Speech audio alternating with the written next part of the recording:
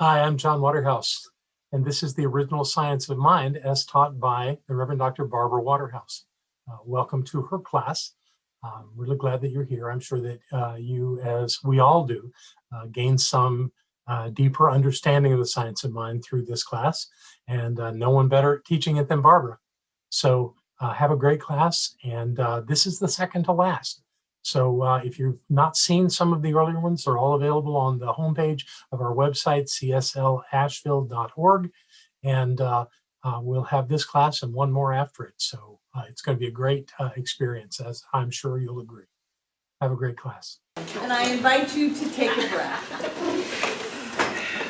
and let it out.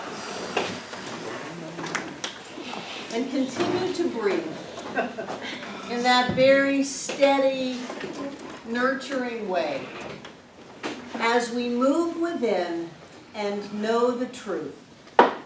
And the truth that we know is the one and only truth. It is that whatever God is, whatever spirit is, whatever is the divine is all that there is.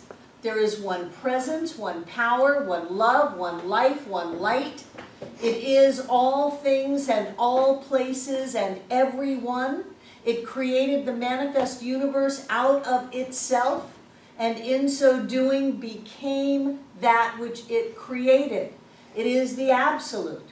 It is the circle without any circumference. It is the all in all. And I know that since we are created out of that oneness, then what we are is divine. We are spiritual beings because we are made of spirit. We are perfect, whole, and complete in every way. There is nothing missing, there is nothing wrong, there is only pure, perfect spirit. In us, as us, is us now.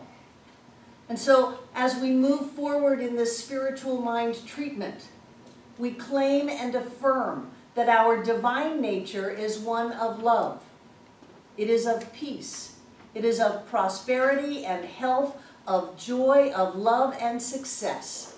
That is what we are made out of. It is what we are, and so we open to that truth of us. We see it in ourselves, we see it in everyone else, we see it in every experience, every circumstance, and every event. We see with the eyes of God. And as we see that, our world is perfect. It is blessed in each and every way. And with so much to be thankful for, we move into a state of gratitude. Grateful for every moment and every breath and every person and every experience we have ever had, every thought, every word, and every choice. We live our lives in an attitude of gratitude. We know who we are. We know the truth of all of life. And in that, we simply release this treatment into all that God is, because we know that God is all. As together we say, and so it is. Yes, Michaela. Well, how has, would you explain that psychism is, every, like, the way that we think of it, or the way that it is? I don't know what way you think of it, but do you want me to talk a little bit on psychic phenomena? Yes. Okay, everyone is psychic. Everyone is psychic. The psychic realm is our connection with universal subjectivity. And he is very clear, don't give your power away. That your fate is not in the stars. It is not in what someone else tells you. He said that when you're going to a psychic and they're reading you and they say, oh, your grandfather is here, or for me, I would do my grandmother, she was a Christian Scientist. Your grandmother is here. He said they may or may not be here, but what is probably happening is that there's a mental image or an energy that you hold of your grandmother, and that is what they are reading. And since everything is known in mind, then yes, they can tell you things about this person that you didn't know that happened. And instead of going after the departed, he said, if you couldn't get their attention while they were here, what makes you think you're going to get their attention once they're gone? He said, rather than going after that, go inside of yourself where everything is. And so in the psychic realm, he says that some people talk about it as black magic, but really it's all right if you know what you're doing. And he said, never, never, never let someone put you in a trance or go to someone that's in a trance, because then you don't know what the heck is going on. He said you have complete access to everything that you need while you're in a completely conscious state. And that's one thing I like about Ram, is he doesn't go under. He doesn't go, he's right there. He knows exactly what's going on, although he's not doing it. He says he's not moving his hands or anything like that. He's not doing it, but he's completely aware. So psychic phenomenon, everybody has psychic stuff. I think that intuition and psychic awareness are very intrinsically linked. So don't be afraid of anything. And I think it's fascinating that they took a lot of that stuff out when they revised the textbook, because they didn't want people to think poorly of the movement. And Ernest is saying, look, it's out there. And if you're going to study mind, you had best study all of it. Who had their hand up? Jane. You used the phrase universal Subjectivity. and I couldn't quite put my, what is it? That's the middle of the circle on the universal scale. So that's not, I don't understand that. Well, okay, go back to your circles, Jane. Yeah. Circle. 3 spaces. Creation, the universal circle. So you've got, this is where we're all connected. This is race consciousness. This is where I think and you think and we think in the same space. These are our bodies that form, they're all separate, but there's something that goes well beyond our body. We're not sitting next to each other, we're sitting inside of each other, here. So that's universal subjectivity. On an individual circle, then that's your subjective mind, it's your memory, it's your intuition, it's your use of universal subjectivity.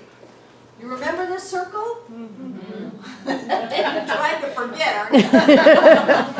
What else? Who's got a question? We've got a little bit of time before we close the class out. Troy. Race consciousness. It's a term that when you first hear it, it sounds uncomfortable. It's a word that seems to have maybe taken its, again, time bound. Is there a better way to put it, or is there a better way to explain it? You don't like the phrase race consciousness. Well, it's the consciousness of the race. It's the negativity and the positivity. And the positivity of the entire human race. It's everything that has ever been done, every thought that has ever been thought, every feeling that has ever been felt. It is the what Jung called the universal collective unconscious. I like that better. Right, except we're not unconscious. So if you want to call it the collective consciousness, we could change that.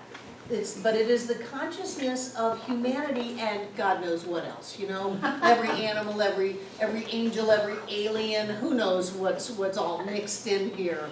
So there is an energy though, because thought doesn't dissipate once you think it. Experience doesn't go away. It goes somewhere.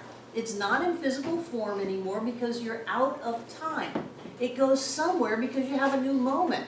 So where did that experience go? It goes into the middle of the circle. It goes on the level that is not in time and space. It's a more subtler dimension, but it is all there. So when you freak out, you've got a lot of freak out to draw on. When we say the world is in better shape than it's ever been, people absolutely don't believe it because it's on CNN and 18 people died. Well, forgive me, but so what? You know, you go back 500 years ago and 18 people died. It's the same 18 people, but now we've got it in our face. We went from 40,000 children a day dying of preventable causes to 25,000 a day. dying of preventable causes. We've done better. Less people are killing each other today than they were in the past. And so as we freak out about what comes on the news, we've got a lot to hook into in here. Oh, every saber-toothed tiger, every bear attack, every famine, every drought, every mean person, that's all hookable, and we can go get it, and then we can experience that.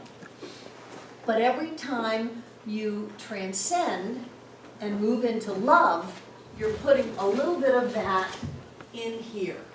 And it's always important to me, what are we adding to the universal soup? What are we putting in? Are we putting in fear and anger and negativity and lack? Because we've got it really pretty good, people. You know, we've got a great life. We live in a wonderful environment. It's a wonderful time to be alive. We have heat when it's chilly outside. So if we put negativity in there, we're not doing anybody any good. But if we put positivity and love and belief and faith and trust, then we're putting that in for everybody to have kind of floating around so that they can grab hold of that. Joe. Thank you.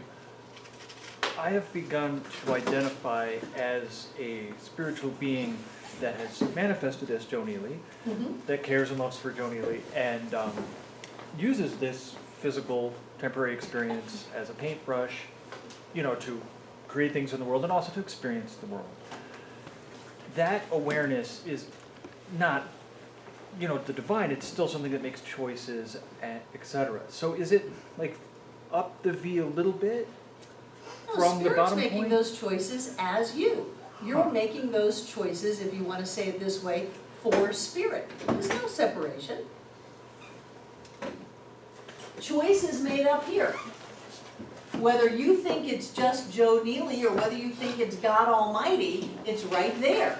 And that choice sets spiritual law in motion and results in your life. There's no difference between you and God. There's no difference between your will and God's will. God cannot have a will for you other than yours, and God cannot have a will for you other than Joe Neely is happy and healthy and prosperous and rocking on in life. Isn't that wonderful? Yes, but there are things I'm not aware of and things I am conscious of. And I'm conscious of myself as a divine being. But I know that there's even more wonderful things about me I'm not conscious of yet. And that's what I meant by, like, you know, where is this awareness? It's all right here. You're experiencing the end result of your thought. Forgive me. I'll make this an advanced class very quickly. Thoughts are not cause, thoughts are an effect. That once you get to a thought, you're way down the line of creation. So what is it that causes the thought? That you don't really know. That greater awareness. Right. But when you train yourself to be open to the love and the light and the joy and the peace of life, then that opens you up to those greater aspects of yourself, and then boom, great things happen in your life. Does that make sense? You can go at it from a point of I'm going to do 1,000,000 affirmations, but remember we didn't teach the class that way. That was such a bold and different thing for me to say no in the controlled conditions. I didn't teach you how to control conditions. I taught you how to rise up in consciousness and open up to the greater reality of love and light and joy, and that the conditions would take care of themselves. So what you're saying is, where is that reality? That greater reality, that greater Joe? It's up here. It's up there in the top. It's up there. And that's you, and that's the mind of God, and that's every spirit guide and angel and love energy in the entire universe, all creating up here that ends up in the life of Joe Neely. Isn't that wonderful? Sounds like a book, The Life of Joe Neely.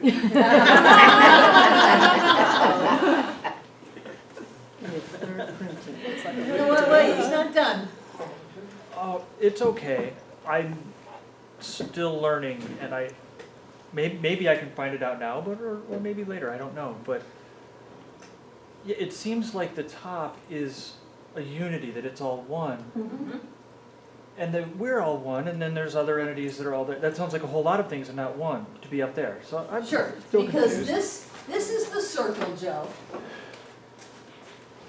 It doesn't have any outer edges because it's infinite. Uh-huh. And really, all of these lines and the V are just a way for us to try to use words to make sense of it.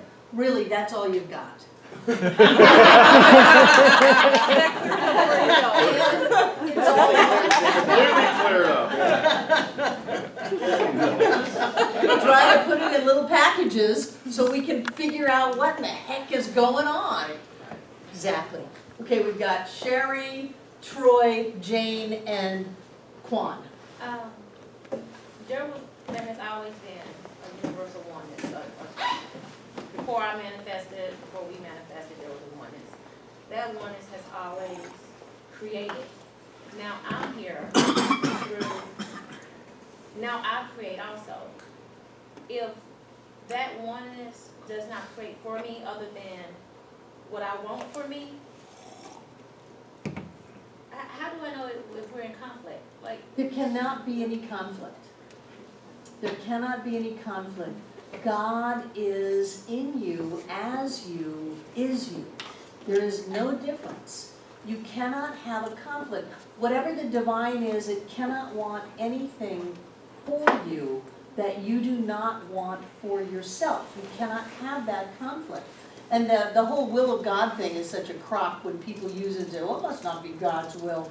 How in the world can the will of God be different than the essence of the divine?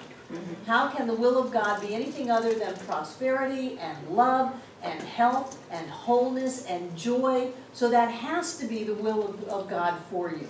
And when you create, you are using that, it's moving through you, and there cannot be any conflict. You can delay it, you can avoid it, but there is this infinite thrust of the universe which is happy as Shari,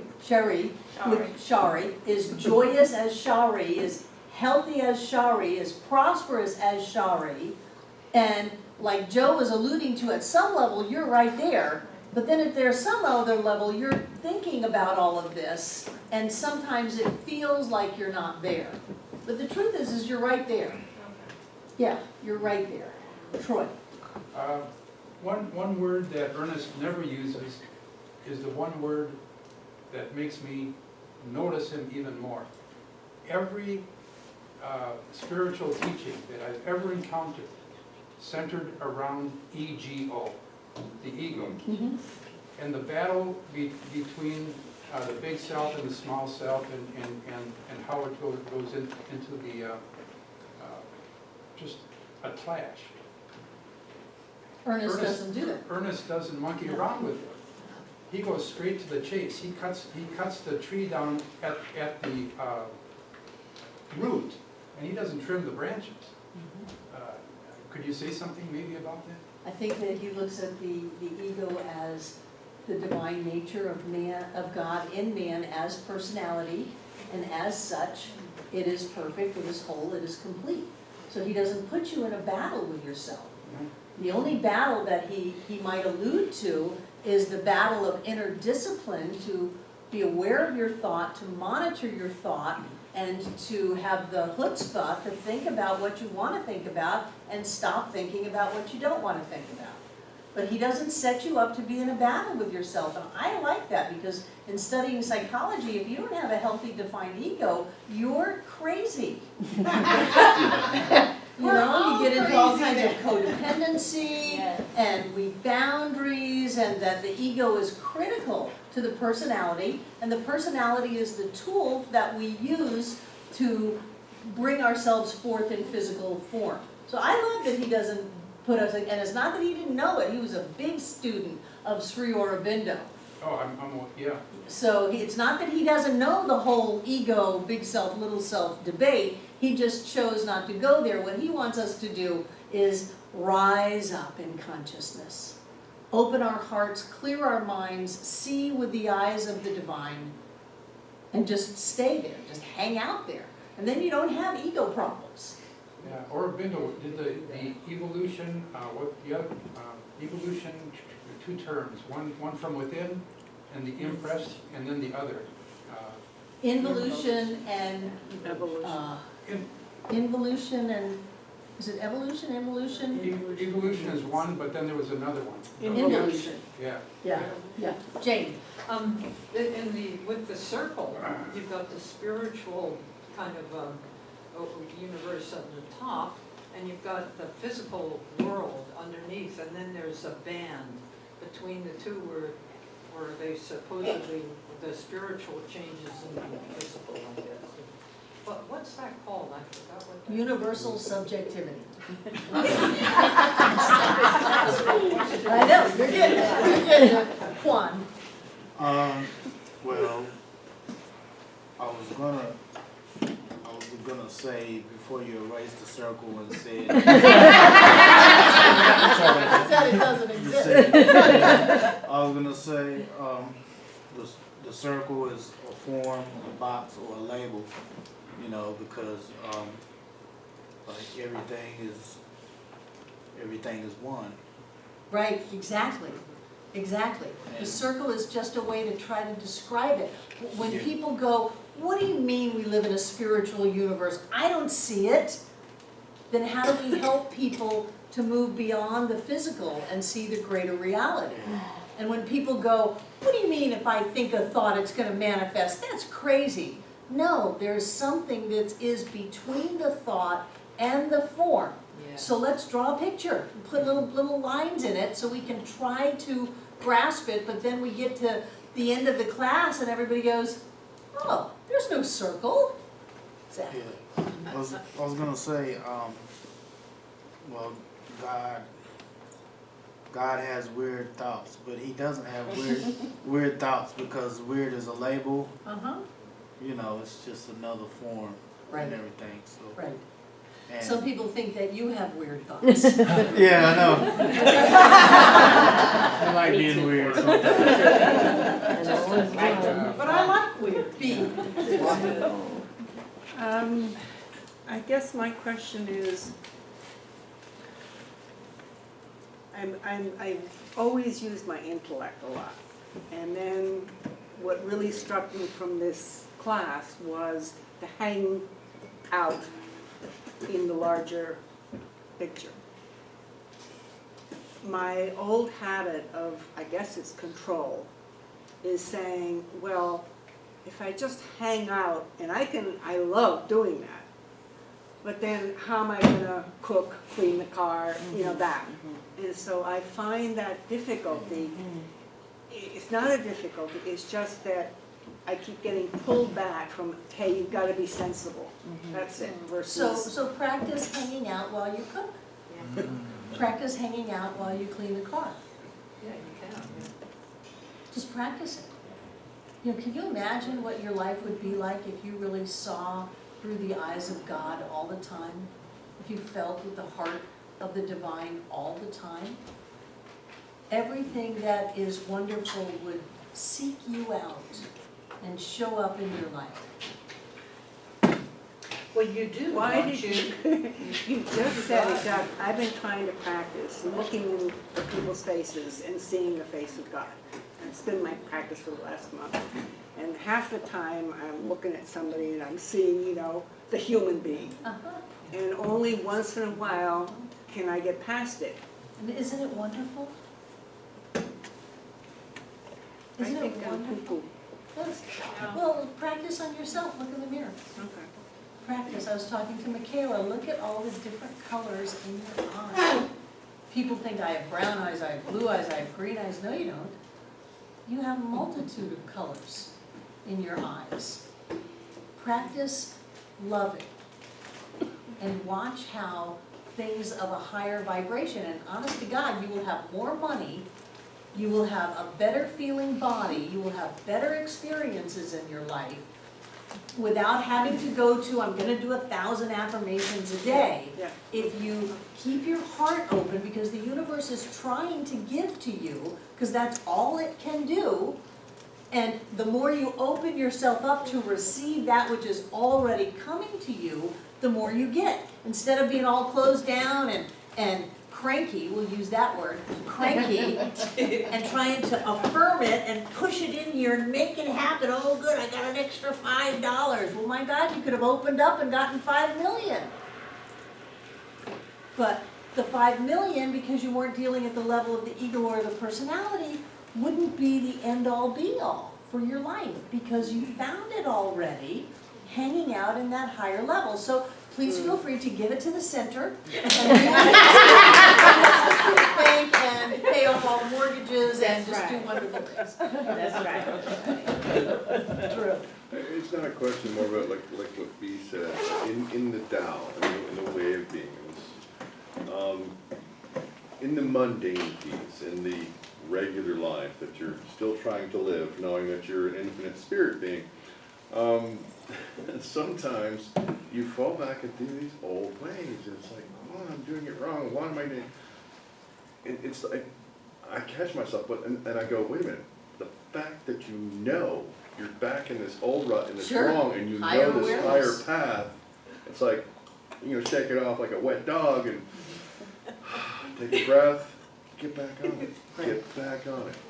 I remember when, I think it was Ram Dass brought forth this idea of being the observer. Whoa, that was so cool.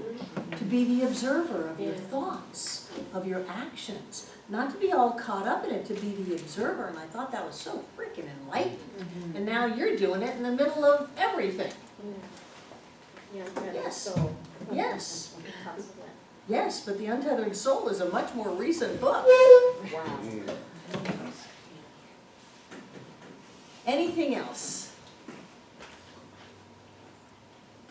This has been a great class. I love this textbook. I love this teaching. I absolutely love, I must have been around at some point. I don't know what that is about, because Ernest and I were alive at the same time. So, I maybe through some kind of past lives I was back there with him, but I just love this teaching. It frees my soul. The idea that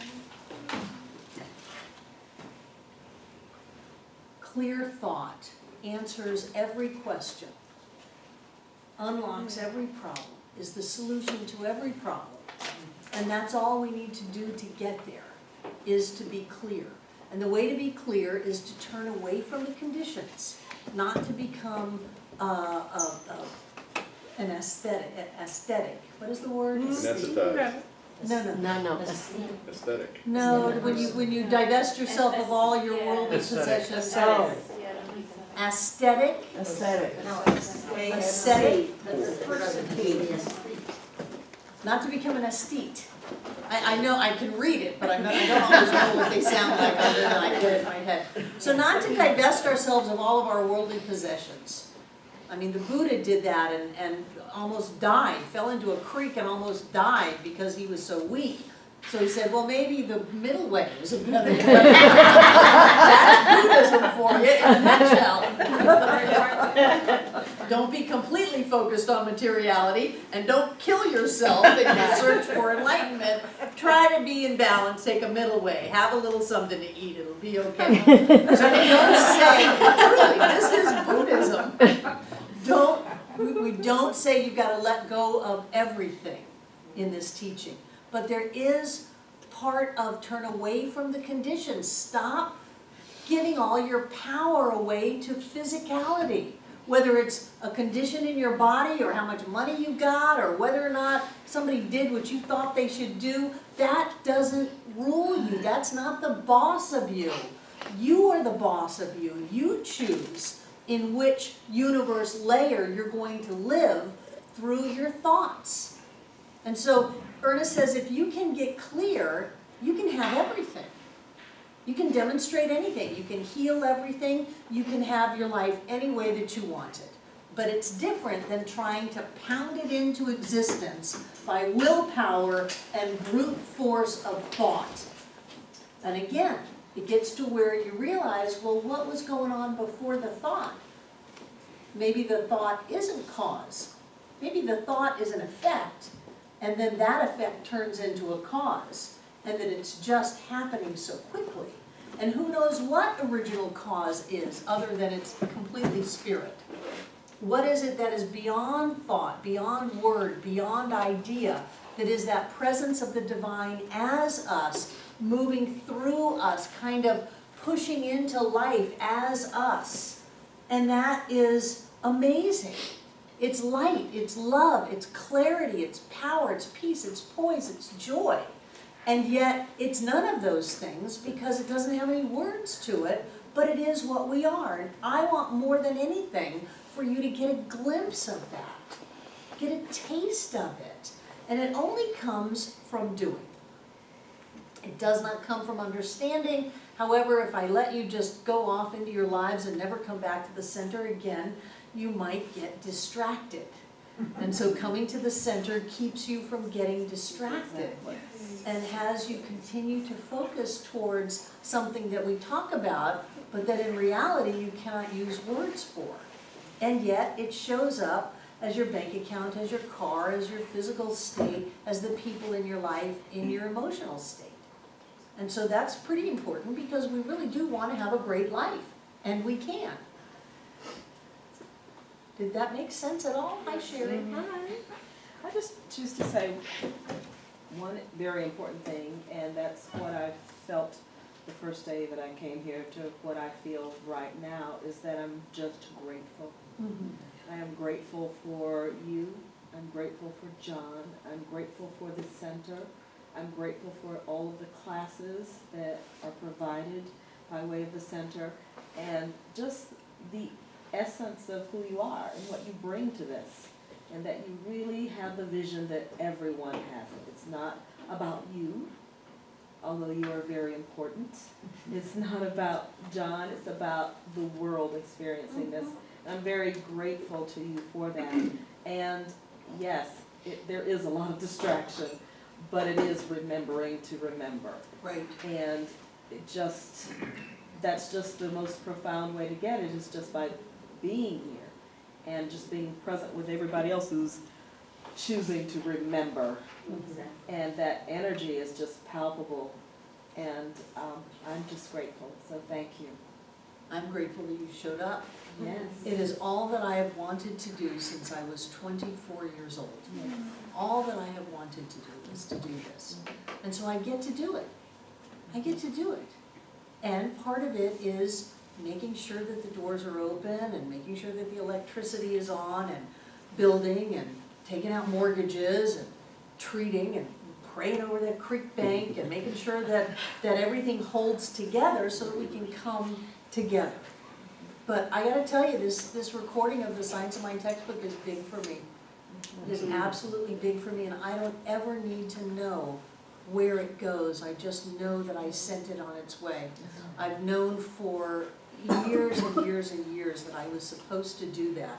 And I started it and then I put it down because it's a big freaking book. Yes. You know, it really is, and I have a very busy life. And once you get that sound booth set up, it takes at least a day to get it set up right. And then if I have to go away, then it's all ruined, you know? It's like everything's different now. So I put that aside and I did recordings of Wallace Wattles, and I did primary lessons in healing, and I think there may be some other books on the website that I did. But this is so important to me because I feel like it's the whole thing. It's the whole thing in a way that anybody now with a smartphone can get it. And when I found that book called Abundance, that talked about the samurai warrior has a smartphone. You know, people don't have running water, and they have smartphones. And no, we're never going to run telephone lines throughout Africa. There's a satellite. People have smartphones. The communication of the world has exploded through that. And as soon as I found that and found another book called The Rational Optimist, both wonderful books. The book Abundance is by a man named Peter Diamandis, and he's wonderful. But as soon as I found all of that, I knew I had to finish this book, and it's taken, I mean, I found those books like 3 years ago, and knew I had to finish this book. I had to finish this book because there was an avenue now for it not to just collect dust, but there really was an avenue for it to get out there and for people to find it. All you have to do is Google Science of Mind, and people come to our website.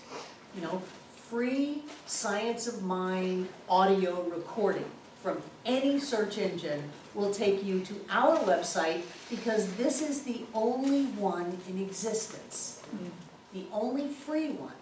Centers for Spiritual Living hired Cynthia James to do a recording of the revised textbook, and they put music in it, and it's $150, but they limited the exposure of it by doing that. This you can get, anybody can get it.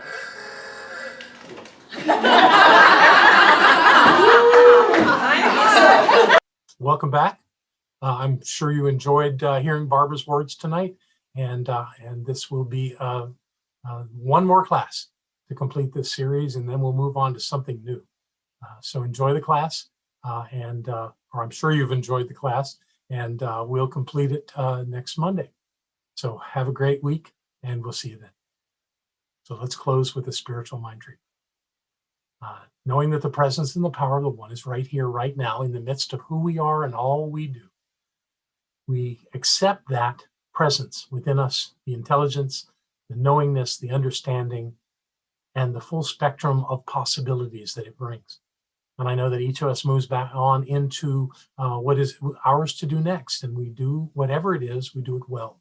We do it confidently and clearly because we are aware of who we are as the one presence in all of life. And with that, we simply let this be true right here, right now, and always, in gratitude and love. And so it is.